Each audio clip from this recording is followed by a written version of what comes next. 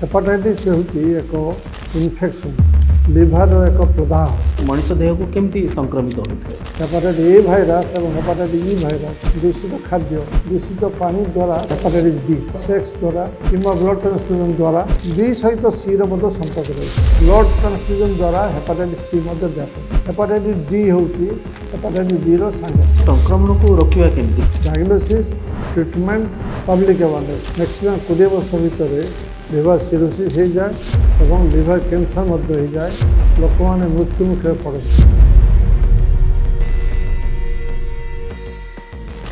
नमस्कार। जुलाई 28 तारिख world hepatitis day विश्वव्यापी अनेक गुड़िए स्वास्थ्य सचेतनता दिवस भितर यह अन्यतम।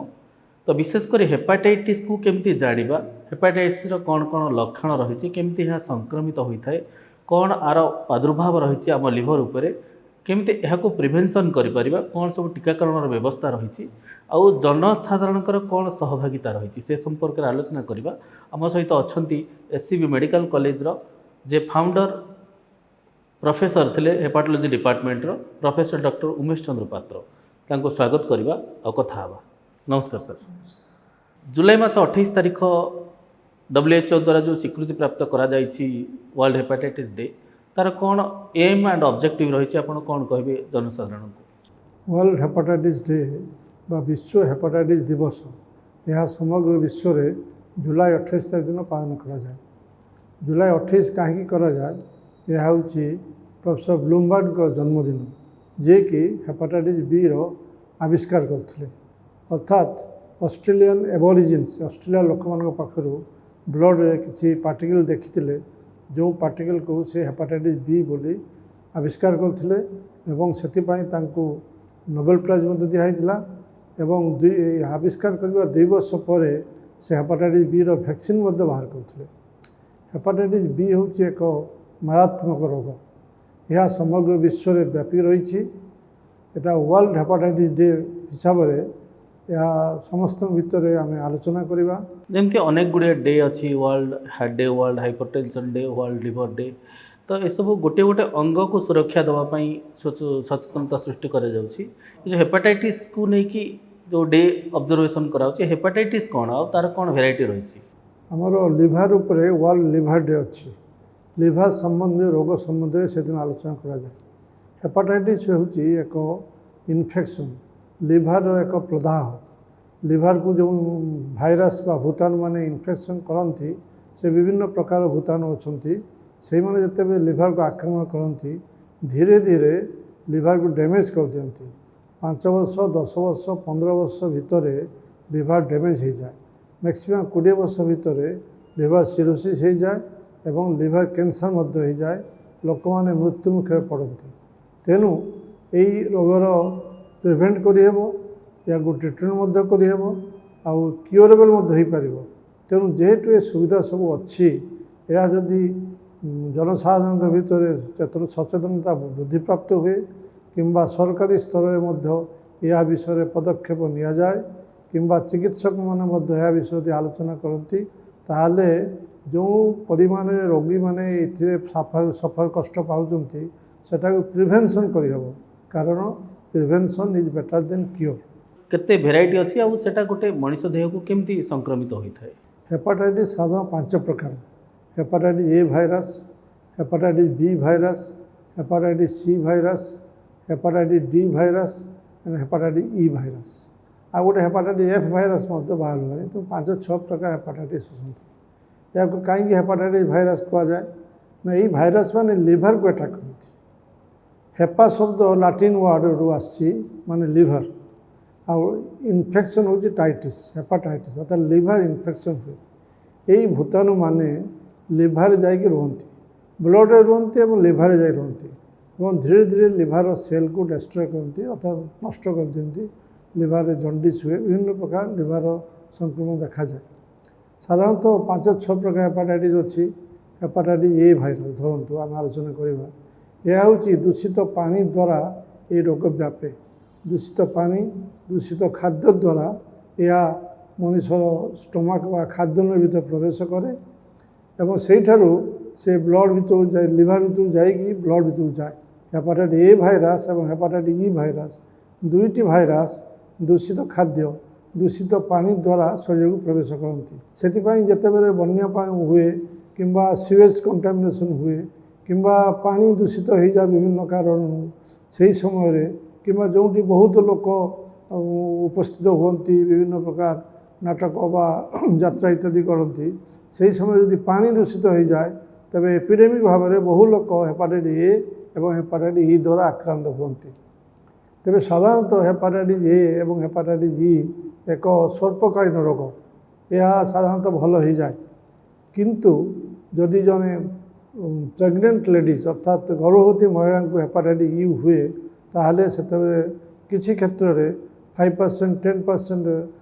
କିମ୍ବା 15% କେସ୍ରେ ସେହି ଗର୍ଭବତୀ ମହିଳାମାନଙ୍କୁ ଫାଲମିନାଣ୍ଟ ହେପାଟିକ୍ ଫେଲିଓର ହୋଇଯାଏ ଅର୍ଥାତ୍ ଲିଭର ଫେଲିଓର ହୋଇଯାଏ। ତେଣୁ ପ୍ରେଗନେନ୍ସି ସମୟରେ ଯଦି ହେପାଟାଇଟିସ୍ ଏ ହେଲା ବା ହେପାଟାଇଟିସ୍ ଇ ହେଲା ତାହେଲେ ତାହା ସାଂଘାତିକ ହେପାଟାଇଟିସ୍ ହୁଏ, ଲିଭର ଫେଲିଓର ହୁଏ। ଯଦି ଜଣେ ବ୍ୟକ୍ତିଙ୍କର ଅନ୍ୟ କୌଣସି ଡିଜିଜ୍ ଥିବ, ଡାଇବେଟିସ୍ ଥିବ, HIV ଥିବ କିମ୍ବା କ୍ରୋନିକ୍ ଡିଜିଜ୍ ଧରନ୍ତୁ ବ୍ରୋଙ୍କିଆଲ୍ ଆଜମା ଥିବ କିମ୍ବା ଅନ୍ୟ କୌଣସି ଇମ୍ୟୁନୋଲୋଜିକାଲ୍ ଡିଜର୍ଡର ଥିବ, କ୍ୟାନ୍ସର ଥିବ, ସେମାନଙ୍କୁ ଯଦି ହେପାଟାଇଟିସ୍ ଏ ଏବଂ ହେପାଟାଇଟିସ୍ ଇ ହୁଏ ତାହେଲେ ମଧ୍ୟ ସେମାନଙ୍କର ଜଣ୍ଡିସ୍ ବହୁତ ଭାବରେ ବଢ଼ିଯାଏ, ତାହା ମଧ୍ୟ ଲିଭର ଫେଲିଓର ହୋଇଯାଏ। କିମ୍ବା ବହୁତ ବୟସ୍କ ବ୍ୟକ୍ତି ଧରନ୍ତୁ 60 ବର୍ଷ, 70 ବର୍ଷ, 80 ବର୍ଷ ବ୍ୟକ୍ତି କିମ୍ବା ଛୋଟ ପିଲା, ଏମାନଙ୍କୁ ମଧ୍ୟ ଯଦି ହେପାଟାଇଟିସ୍ ଏ ଏବଂ ହେପାଟାଇଟିସ୍ ଇ ହୁଏ ସେମାନେ ମଧ୍ୟ ବହୁତ ଦିନ ସେଥିରେ ସଫର କରନ୍ତି, ତାଙ୍କର ଜଣ୍ଡିସ୍ ବହୁତ ଦିନ ବ୍ୟାପିଯାଏ ଏବଂ ସେମାନଙ୍କୁ ମଧ୍ୟ ଲିଭର ଫେଲିଓର ହେବାର ସମ୍ଭାବନା ରହିଛି। କିନ୍ତୁ ସାଧାରଣତଃ ହେପାଟାଇଟିସ୍ ଏ ଏବଂ ହେପାଟାଇଟିସ୍ ଇ ଏକ ସେଲ୍ଫ ଲିମିଟିଂ ଡିଜିଜ୍। ହଷ୍ଟେଲମାନଙ୍କ ପିଲାମାନଙ୍କ ସମୟରେ ଏହି ରୋଗ ବ୍ୟାପେ। ହଷ୍ଟେଲରେ ଯେଉଁ ପିଲାମାନେ ରହୁଛନ୍ତି ସେତେବେଳେ ଏପିଡେମିକ୍ ହୋଇଯାଏ, 15, 20, 30, 50, 100 ପିଲାଙ୍କୁ ହେପାଟାଇଟିସ୍ ଏ ଏବଂ ଇ ହୁଏ। ତାପରେ ଆସିବା ହେପାଟାଇଟିସ୍ ବି, ଏକ ବ୍ଲଡ଼ ବର୍ନ ଡିଜିଜ୍ ଅର୍ଥାତ୍ ଯଦି ଡିଫେକ୍ଟିଭ୍ ବ୍ଲଡ଼ ଟ୍ରାନ୍ସଫ୍ୟୁଜନ୍ ହୁଏ, ଯଦି ବ୍ଲଡ଼ରେ ଯଦି ହେପାଟାଇଟିସ୍ ବି ଜୀବାଣୁ ଥାଏ ଏବଂ ତାହା ଯଦି ଗୋଟେ ଲୋକକୁ ବ୍ଲଡ଼ ଦିଆଯାଏ ତାଙ୍କୁ ହେପାଟାଇଟିସ୍ ବି ହେବାର ସମ୍ଭାବନା ଅଛି। କିମ୍ବା ଦୂଷିତ ସିରିଞ୍ଜ କିମ୍ବା ଟାଟୋଇଂ ଯେଉଁମାନେ କରୁଛନ୍ତି ସେ ଯଦି ଇନଫେକ୍ସନ୍ ବା ସେ ନିଡଲ୍ ଯଦି ଇନଫେକ୍ଟେଡ଼୍ ଥିବ ସେଥିରେ ମଧ୍ୟ ହେପାଟାଇଟିସ୍ ବି ସଂକ୍ରମଣ ଅଛି। କିମ୍ବା ସେଟା ସେକ୍ସୁଆଲି ଟ୍ରାନ୍ସମିଟେଡ଼୍ ସେ ମଧ୍ୟ ହୋଇପାରେ। ଯଦି ଜଣେ ପେସେଣ୍ଟଙ୍କର ହେପାଟାଇଟିସ୍ ବି ଥିବ ଏବଂ ତାଙ୍କ ସେକ୍ସ ପାର୍ଟନରକୁ ମଧ୍ୟ ହେପାଟାଇଟିସ୍ ବି ହୋଇପାରିବ।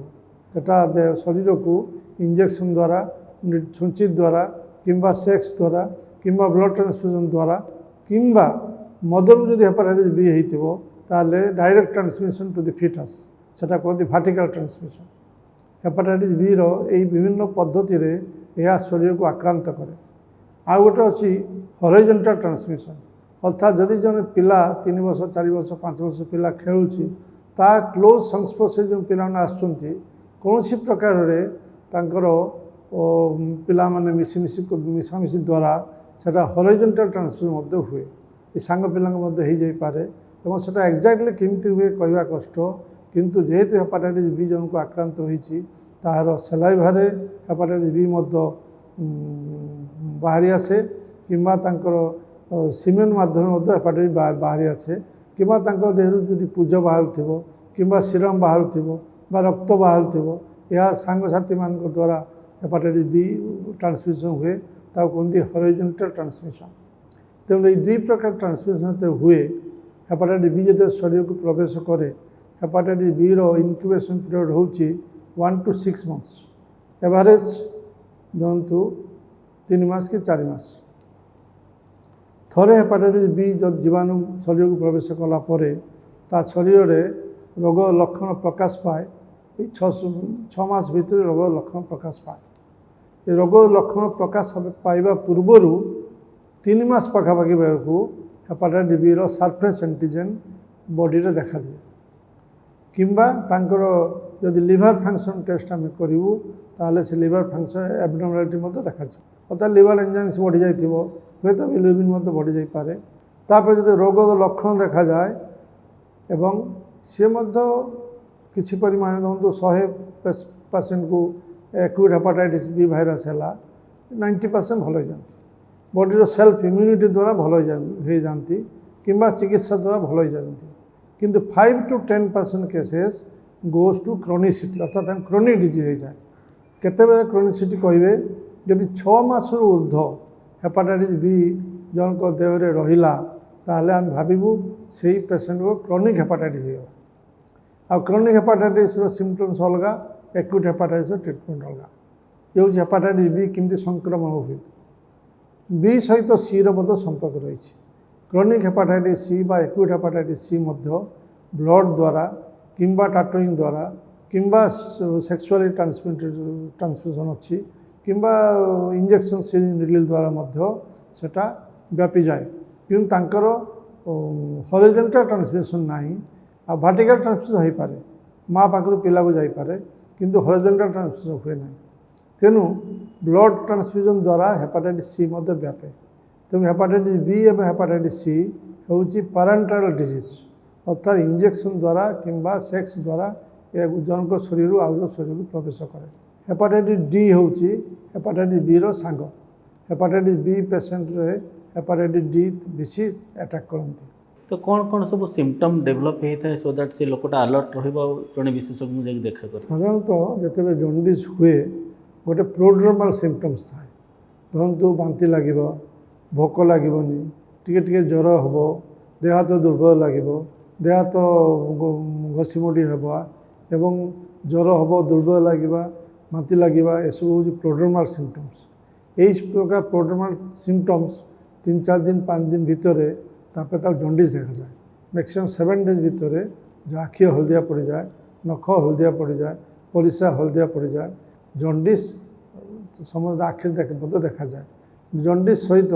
माती हो पारे ज्वर यूजुअली कमी जाए प्रोड्रोमल फेज रे ज्वर थाए किंतु थोड़े जॉन्डिस आरंभ हेले ज्वर कमी जाए साधारणतः हेपाटाइटिस ए एवं hepatitis E self limiting disease 2 to 4 weeks पर्यंत तैयारी रुए तापर देहर इम्यूनिटी द्वारा किंबा चिकित्सा द्वारा से सब आप भल हो जाती ए एवं ई किंतु यदि वयस्क व्यक्ति किंबा छोट पिला किंबा गर्भवती महिला किंबा अन्य मान जो डिजीज थी जो सिरोसिस अच्छी किंबा क्रोनिक ऑब्स्ट्रक्टिव पल्मोनरी डिजीज अच्छी ब्रोंकियल अच्छी डायबिटीज अच्छी कैंसर अच्छी ताले ये हेपाटाइटिस ए एवं हेपाटाइटिस ई मध्य सीरियस हो जाए पारती आउ हेपाटाइटिस बी एवं हेपाटाइटिस सी तांको एक्यूट फेज जानिबा कष्ट हेपाटाइटिस बी रो एक्यूट हेपाटाइटिस हुए किंतु 90% केसेस सेटा भल हो जाए 5 to 10% goes to chronicity acute hepatitis C usually हुए ना they usually go to chronicity से माने क्रोनिक हेपाटाइटिस सी होती तेणु एमान लक्षण प्राय सब सामान एक्सेप्ट ए एवं ई रो प्रोड्रोमल फेज थाए हेपाटाइटिस बी रो मध्य प्रोड्रोमल फेज अच्छी किंतु हेपाटाइटिस सी रो प्रोड्रोमल फेज नहीं किंतु लॉन्ग टर्म केस रे हेपाटाइटिस बी हेपाटाइटिस डी एवं हेपाटाइटिस सी से माने यकृत को आक्रमण करती हेपाटाइटिस ए एवं हेपाटाइटिस ई थोड़े भल हो गले यकृत से जीवाणु देखा जाए नहीं किंबा ई रो कौन से एंटीबॉडी एपीआई कर जाए एंटीजन हेपाटाइटिस ए एवं ई देह डिसअपियर हो जाती किंतु हेपाटाइटिस बी एवं सी से यकृत को आक्रमण करती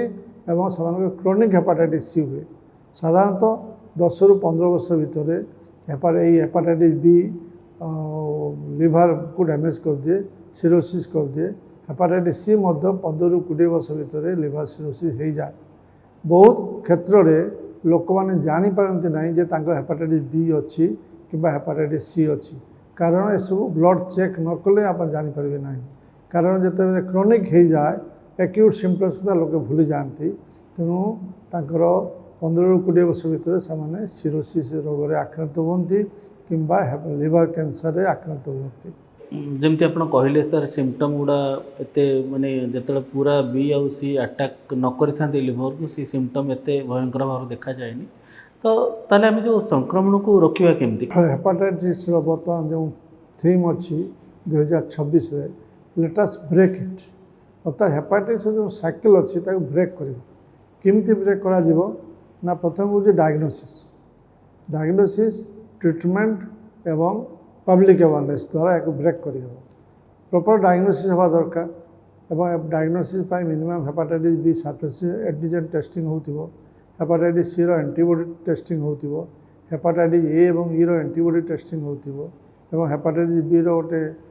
कोर एंटीबॉडी सब टेस्टिंग होतिबो ये सब टेस्टिंग गवर्नमेंट ऑफ इंडिया द्वारा प्रति स्टेट रे सब होउची हेपाटाइटिस कंट्रोल प्रोग्राम प्राय आम SV medical college national viral hepatitis control programme अच्छी ये प्रोग्राम माध्यम ए बी सी ई ये सब टेस्ट मेडिकल कॉलेज मानक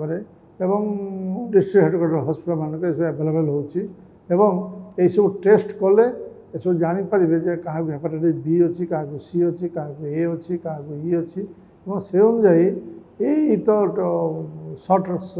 डिजीज सेल्फ लिमिटिंग डिजीज 2 सप्ताह कि 4 सप्ताह भर भल हो जाए किंतु हेपाटाइटिस बी और सी क्रोनिक हो जाए और ग्रेजुअली से सिरोसिस को हुए कि लिवर कैंसर को डेवलप करे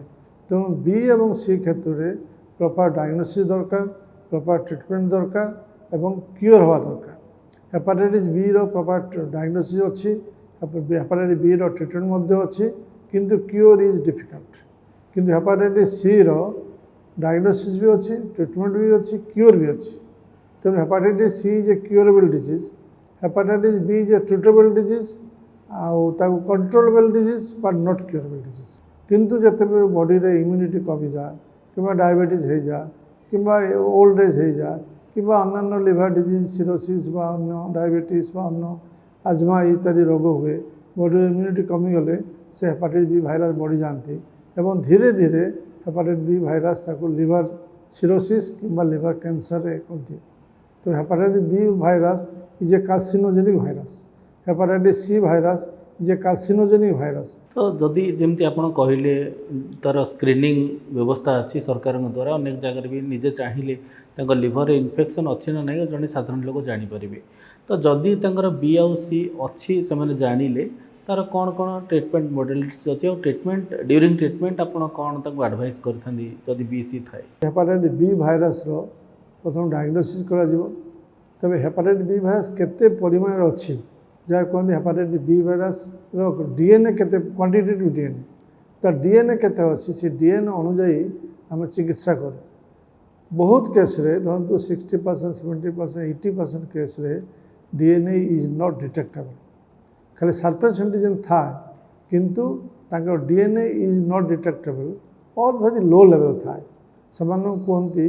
जे क्रोनिक हेपाटाइटिस बी इंडेक्टिव स्टेज अर्थात ट्रीटमेंट दरकार ना किंतु से प्रति 6 मास वर्षक ये डीएनए टेस्टिंग करेंगे एलएफटी करेंगे अल्ट्रासाउंड करेंगे serum alpha beta protein testing करेंगे प्रति वर्ष 6 मास को कि वर्ष को अंततः थे सब टेस्टिंग कर देखिए जे हेपाटाइटिस बी बढ़ुची कि कमुची जो मान हेपाटाइटिस बी क्वांटिटेटिव डीएनए बेसी था अर्थात 2000 जदि 2000 आईयू इंटरनेशनल यूनिट जदि बढ़ी था ताहले आमर बहुत एंटीवायरल ड्रग्स अवेलेबल होची जोटा कि पूर्व एंटीवायरल ड्रग्स मिलू नथिला एबे एंटीवायरल ड्रग्स अवेलेबल अच्छी से भाइरस को नॉट बिलो डिटेक्टेबल लिमिट करने कारण भाइरस जदि मल्टीप्लाई कला ताहले लिवर डैमेज हम जदि भाइरस क्वेसेंट स्टेज अच्छी चुपचाप अच्छी hepatitis B virus target not detected अच्छी ताहले सेटा लिवर को एट सिरोसिस करि परिबेनी कि लिवर कैंसर करि परिबेनी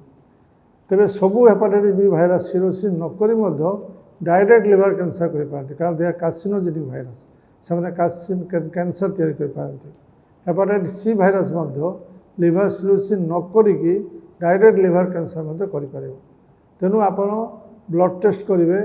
mainly hepatitis B virus DNA quantitative आउ liver function test ultrasound serum alpha beta protein ये सब टेस्ट आम सरकारी मेडिकल कॉलेज मानक फ्रीली सब सुविधा अच्छी एवं ड्रग्स अच्छी जो मानकर हेपाटाइटिस बी भाइरस क्वांटिटी बेसी अच्छी कि मोर देन 2000 यूनिट्स अपेक्षा आईयू अपेक्षा अधिक अच्छी विभिन्न प्रकार ड्रग्स अच्छी एंटाकेविर दिखाई टेनोफोविर दिखाई कि टेनोफोविर अल्फोनामाइड दिखाई ओला ड्रग्स आर अवेलेबल ता सह इंटरफेरन आगु था इंटरफेरन दिखाला किंतु इंटरफेरन दिखाऊनी ओला ड्रग्स आर अवेलेबल और से फ्रीली गवर्नमेंट तरफ विभिन्न मेडिकल कॉलेज मानक कि हेडक्वार्टर हॉस्पिटल मानक जनसाधारण को ସବୁ ସପ୍ଲାଏ ହେଉଛି। ଯେମିତି ଥିମ୍ କଥା କହିଲେ hepatitis let's break it down 2026ର ଥିମ୍ ରହିଛି। WHO ବି ଲକ୍ଷ୍ୟ ରଖିଛନ୍ତି ଆମ ହାତରେ ଆଉ 4 ବର୍ଷ ରହିଲା 2030 ସୁଦ୍ଧା ବିଶ୍ୱକୁ ହେପାଟାଇଟିସ୍ ମୁକ୍ତ କରିବା। ତ ଆପଣ ଯେହେତୁ ସେଇ ବିଭାଗର ପ୍ରମୁଖ ଥିଲେ SCB ମେଡ଼ିକାଲ କଲେଜର ଅନେକ ଲୋକ ଆପଣଙ୍କୁ ଜାଣିଛନ୍ତି ଲିଭର ଡକ୍ଟର ହିସାବରେ, ତ ଆପଣ କ'ଣ ମେସେଜ୍ ଦେବେ ଯେଉଁ ସାଧାରଣ ଲୋକଟିଏ ଏ ଯେଉଁ ହେପାଟାଇଟିସ୍ ଭଳିଆ ଯେମିତି ଆପଣ ଏତେ ମାରାତ୍ମକ ହେଇଯାଏ ରୋଗଟି, ଯେମିତି ଲିଭର ସିରୋସିସ୍ ନ ହେଇକି କ୍ୟାନ୍ସର ହେଇକି ଡାଇରେକ୍ଟ ବି ମଣିଷକୁ ମୃତ୍ୟୁ ମୁଖରେ ପହଞ୍ଚେ। ହେପାଟୋଲୋଜି ଡିପାର୍ଟମେଣ୍ଟରେ ଆମେ ପ୍ରତିବର୍ଷ ୱାର୍ଲଡ଼ ହେପାଟାଇଟିସ୍ ଡେ ପାଳନ କରୁ। ସେଇଦିନ ଆମେ ସମସ୍ତଙ୍କୁ ଟିକା ଦେବା ବନ୍ଦୋବସ୍ତ କରୁ। ହସ୍ପିଟାଲର ସମସ୍ତ ଷ୍ଟାଫ୍ମାନଙ୍କୁ ଆମେ ସବୁ ଟିକା ଦେଇଛୁ ଏବଂ ହସ୍ପିଟାଲର ସମସ୍ତ ଷ୍ଟାଫ୍ମାନଙ୍କର LFT, ଅଲ୍ଟ୍ରାସାଉଣ୍ଡ, ଫାଇବ୍ରୋସ୍କାନ୍ ଇତ୍ୟାଦି ମଧ୍ୟ କରିବା ବନ୍ଦୋବସ୍ତ କରାଯାଇଛି। ଏବଂ ଏହାଦ୍ୱାରା ଧରନ୍ତୁ ଆମର hepatitis Veer ପ୍ରିଭାଲେନ୍ସ is around 4 to 7%। এটা ଆମ ଇଣ୍ଡିଆରେ 4, 5, 6, 7%। ଅନ୍ୟାନ୍ୟ ରିଚ୍ କଣ୍ଟ୍ରିଜ୍ ମାନଙ୍କରେ ଧରନ୍ତୁ ଆମେରିକା, UK ଏମାନଙ୍କର 0.1, 0.5%। କିନ୍ତୁ ଏଇ ଏସିଆନ୍ କଣ୍ଟ୍ରିଜ୍, ଆଫ୍ରିକାନ୍ କଣ୍ଟ୍ରିଜ୍ ଏମାନଙ୍କର 2, 7, 10% ମଧ୍ୟ ହେପାଟାଇଟିସ୍ ବି ଅଛନ୍ତି। ଆମର ଏଠି ଆରାଉଣ୍ଡ 4%। ତେଣୁ ସମସ୍ତଙ୍କୁ ହସ୍ପିଟାଲ ଷ୍ଟାଫ୍ମାନଙ୍କୁ এটা ଇଞ୍ଜେକ୍ସନ୍ ଦେବା ବା ପ୍ରିଭେନ୍ସନ୍ ଇଜ୍ ବହୁତ ଜରୁରୀ। କାରଣ hospital staff, doctors, paramedical staff ସେମାନେ ରୋଗୀମାନଙ୍କ ସହିତ ସଂସ୍ପର୍ଶରେ ଆସନ୍ତି। କେତେବେଳେ ଭୁଲରେ ହୁଏ ତ ଗୋଟେ ରୋଗୀର ଇଞ୍ଜେକ୍ସନ୍ ନେଲେ ନିଜ ଦେହ ମଧ୍ୟ ଫୋଡ଼ିଯାଏ। ତେଣୁ ସେସବୁ ପାଇଁ ଆମର ହେପାଟାଇଟିସ୍ ବି ଟିକା ଦିଆଯାଏ। ଏଇ ଟିକାର ଅଛି ଗୋଟେ ଦେବେ, ମାସେ ଗୋଟେ ପରେ ଦେବେ, ଆଉ 5 ମାସ ପରେ ଅର୍ଥାତ୍ 6 ମାସ ପରେ ଆଉ ଗୋଟେ ଦେବେ। 3ଟି ଇଣ୍ଟ୍ରାମସ୍କୁଲାର ଇଞ୍ଜେକ୍ସନ୍ ନେଲେ ସେମାନଙ୍କ hepatitis B prevention 95% they will be immune to hepatitis B virus. Injection ଥରେ ନେଇଗଲେ ଆଉ ଏଟା hospital staff, dialysis staff, paramedical workers କିମ୍ବା ବ୍ଲଡ଼ ଟ୍ରାନ୍ସଫ୍ୟୁଜନ୍ ସେଣ୍ଟରରେ ଯେଉଁମାନେ କାମ କରୁଛନ୍ତି ସେମାନେ ଏଇ ହେପାଟାଇଟିସ୍ ବି ପାଇଁ ବେଶୀ ପ୍ରୋନ୍। ତ ସେମାନଙ୍କୁ ଦେବା ନିହାତି ଦରକାର। ଏବଂ ଏଟା SCB ମେଡ଼ିକାଲ କଲେଜରେ ହେପାଟୋଲୋଜି ଡିପାର୍ଟମେଣ୍ଟ ତରଫରୁ ଆମେ ପ୍ରାୟ ଷ୍ଟାଫ୍ମାନଙ୍କୁ ଦେଇଦେଇଛୁ। ତା ବ୍ୟତୀତ ମଧ୍ୟ ଗଭର୍ଣ୍ଣମେଣ୍ଟ ମଧ୍ୟ ୟୁନିଭର୍ସାଲ ଇମ୍ୟୁନାଇଜେସନ୍ ପ୍ରୋଗ୍ରାମରେ ହେପାଟାଇଟିସ୍ ବି ଭ୍ୟାକ୍ସିନ୍ ସମସ୍ତ ନବଜାତ ଶିଶୁମାନଙ୍କୁ ଦେଉଛି। ସମସ୍ତ ନବଜାତ ଶିଶୁମାନେ ଡେଲିଭରି ପରେ ପରେ ହସ୍ପିଟାଲମାନଙ୍କରୁ ଯେମିତି ମିଜିଲ୍ସ ଭ୍ୟାକ୍ସିନେସନ୍ କିମ୍ବା ଅନ୍ୟାନ୍ୟ ଭ୍ୟାକ୍ସିନେସନ୍ ନେଉଛନ୍ତି, ଟିଟାନସ୍ ଭ୍ୟାକ୍ସିନ୍, ଟକ୍ସିନ୍ ନେଉଛନ୍ତି, ସେମିତି ସେମାନଙ୍କୁ ମଧ୍ୟ ହେପାଟାଇଟିସ୍ ବି ଭ୍ୟାକ୍ସିନ୍ ଦିଆହେଉଛି। କିନ୍ତୁ ଏଡଲ୍ଟମାନଙ୍କୁ ଏଟା ମାସ୍ ସ୍କେଲ୍ରେ ଦିଆହେଉନାହିଁ। ତେଣୁ ଏଡଲ୍ଟମାନଙ୍କୁ ଦେଲେ ସେଇଟା ହେପାଟାଇଟିସ୍ ବି ଭାଇରସ୍ ସ୍ପ୍ରେଡ୍ କମିଯିବ ଏବଂ ଏଟା ଜନସାଧାରଣ, ଗଭର୍ଣ୍ଣମେଣ୍ଟ ଏବଂ ନନ୍ ଗଭର୍ଣ୍ଣମେଣ୍ଟ ଅର୍ଗାନାଇଜେସନ୍ NGO ମାନଙ୍କ ଦ୍ୱାରା ଏହାକୁ ଯଦି ସ୍ପ୍ରେଡ୍ କରାଯାଏ ତାହେଲେ ହେପାଟାଇଟିସ୍ ବିର ପ୍ରିଭାଲେନ୍ସ କମିଯିବ, ହେପାଟାଇଟିସ୍ ବିର ସିଭିଆରିଟି ମଧ୍ୟ କମିଯିବ। କାରଣ ସମଗ୍ର ପୃଥିବୀରେ 300 ମିଲିୟନ୍ ଲୋକ ଅଛନ୍ତି। ସେମାନଙ୍କ ଭିତରୁ ପ୍ରାୟ ବହୁତ ଲୋକ ହେପାଟାଇଟିସ୍ ବିରେ ଆକ୍ରାନ୍ତ ଅଛନ୍ତି। ଆମ ଭାରତବର୍ଷ ମଧ୍ୟ ବହୁତ ଲୋକ ଆକ୍ରାନ୍ତ ଅଛନ୍ତି। ତେଣୁ ଯଦି hepatitis B universal immunisation programme to ନବଜାତ ଶିଶୁ ପ୍ଲସ୍ ଏଡଲ୍ଟମାନଙ୍କୁ କରାଯାଏ ତାହେଲେ ଏଟା ବହୁତ ପରିମାଣରେ ହେପାଟାଇଟିସ୍ ବି କଣ୍ଟ୍ରୋଲ୍ ହୋଇଯିବ। ତାପରେ ବ୍ଲଡ଼ ବ୍ୟାଙ୍କ ମାନଙ୍କରେ ଯଦି ହେପାଟାଇଟିସ୍ ବି ଏବଂ ହେପାଟାଇଟିସ୍ ସି ଯଦି ସ୍କ୍ରିନିଂ ଭଲ ଭାବରେ ହୁଏ ଏବଂ ଆଡ଼ଭାନ୍ସ ଟେକ୍ନୋଲୋଜି ଦ୍ୱାରା କିମ୍ବା PCR ଟେକ୍ନୋଲୋଜି ଦ୍ୱାରା ଯଦି ହେପାଟାଇଟିସ୍ ବି ଏବଂ ସି ସ୍କ୍ରିନିଂ ହୁଏ ତାହେଲେ ବ୍ଲଡ଼ ବ୍ୟାଙ୍କରୁ ମାଧ୍ୟମରେ ଯେଉଁ ସ୍ପ୍ରେଡ୍ ହେଉଛି ସେଟା ମଧ୍ୟ କମିଯିବ। ଏଥିପାଇଁ ସରକାର, ନନ୍ ଗଭର୍ଣ୍ଣମେଣ୍ଟ ଅର୍ଗାନାଇଜେସନ୍ କିମ୍ବା ଯେଉଁମାନେ ୱେଲଫେୟାର ସୋସାଇଟି ଅଛନ୍ତି କିମ୍ବା ତା ସହିତ ପବ୍ଲିକ୍, ଡକ୍ଟର ସମସ୍ତଙ୍କ ମିଳିତ ଉଦ୍ୟମରେ ଏଟାକୁ ନିରାକରଣ କରାଯାଇପାରିବ। ଆଉ ହେପାଟାଇଟିସ୍ ସି ତ କ୍ୟୁରେବଲ୍ ଡିଜିଜ୍, ତା ପାଇଁ ମଧ୍ୟ ମେଡ଼ିସିନ୍ ଆମ ସରକାର ସପ୍ଲାଏ ଅଛି, ଦିଆଯାଉଛି। ହେପାଟାଇଟିସ୍ ସି ଭାଇରସ୍ ଟେଷ୍ଟିଂ ମଧ୍ୟ ଓଡ଼ିଶାରେ ବହୁତ ସେଣ୍ଟର ଅଛି। ଆଉ ତା SCB RNA କ୍ୱାଣ୍ଟିଟେଟିଭ୍ ମଧ୍ୟ ଆନାଲିସିସ୍ ହେଉଛି ଏବଂ ସେ ସମସ୍ତ ସୁବିଧା ଜନସାଧାରଣଙ୍କୁ ଉପଲବ୍ଧ ହେଉଛି। ବିଭିନ୍ନ ସରକାରୀ ସଂସ୍ଥା, ସରକାରୀ ମେଡ଼ିକାଲ କଲେଜ ମାନଙ୍କରେ ଏସବୁ ସୁବିଧା ଅଛି। ଧନ୍ୟବାଦ ସାର୍। ୱାର୍ଲଡ ହେପାଟାଇଟିସ୍ ଡେ ଅବସରରେ ପ୍ରଫେସର ଡକ୍ଟର ଉମେଶ ଚନ୍ଦ୍ର ପାତ୍ର, ଯିଏକି SCB ମେଡ଼ିକାଲ କଲେଜର ଲିଭର ଡିପାର୍ଟମେଣ୍ଟର ଯେଉଁଟା ହେପାଟୋଲୋଜି ଡିପାର୍ଟମେଣ୍ଟ ବୋଲି କହନ୍ତି ତା'ର ପ୍ରମୁଖ ଥିଲେ, ଅନେକ ଗୁରୁତ୍ୱପୂର୍ଣ୍ଣ ତଥ୍ୟ ଦେଲେ। ଯେମିତି ହେପାଟାଇଟିସ୍ ମୁକ୍ତ ବିଶ୍ୱ ଗଠନ କରିବା ପାଇଁ WHO ସଂକଳ୍ପ କରିଛନ୍ତି 2030 ସୁଦ୍ଧା। ଏଇ ଲକ୍ଷ୍ୟରେ ସମସ୍ତେ ସଫଳ ହେବା ସେଇଦିନ ଯଦି ସମସ୍ତଙ୍କର ସହଭାଗିତା ରହିବ। ଯେଉଁମାନେ ଆଡଲ୍ଟ ଅଛନ୍ତି ସେମାନେ ସ୍କ୍ରିନିଂ କରିକି ହେପାଟାଇଟିସ୍ର ଟୀକା ନେଇଯାଆନ୍ତୁ। ଛୁଆମାନଙ୍କୁ ତ ଅଲରେଡ଼ି ଗଭର୍ଣ୍ଣମେଣ୍ଟ ଇନକ୍ଲୁଡ଼ କରିକି ଟୀକା ଗୁଡ଼ିକ ଦେଉଛନ୍ତି। ତ ସମସ୍ତଙ୍କର ସ୍କ୍ରିନିଂ ଆଉ ଭ୍ୟାକ୍ସିନେସନ୍ ଆ ଦ୍ୱାରା WHO ଦେଖିଥିବା ସ୍ୱପ୍ନ ନିଶ୍ଚୟ ସାକାର ହେବ। ଧନ୍ୟବାଦ, ରହୁଛୁ, ନମସ୍କାର।